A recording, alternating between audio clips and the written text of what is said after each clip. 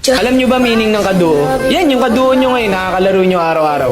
Yung nakakasama nyo, mapa win streak, mapa lose streak, okay lang yan. Bawi next game. Yan. Yan ang tunay na kaduo. Yung ipagpapalit yung 5 man niya sa duo nyo. Pag may ganyan kang kaduo ngayon, wag mo nang iwan. Kasi hindi naman makikipaglaro sa'yo yan kung may kalaro na yung iba.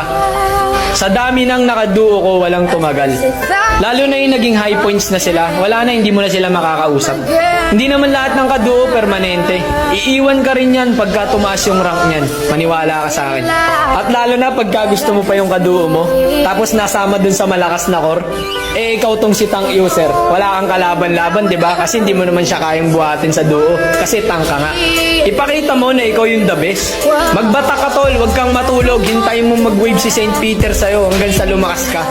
Hanggang sa mapansin ka niya na tank user ka dati, ngayong core ka na. Pag bumalik sa'yo, sabihin mo mama mo blue.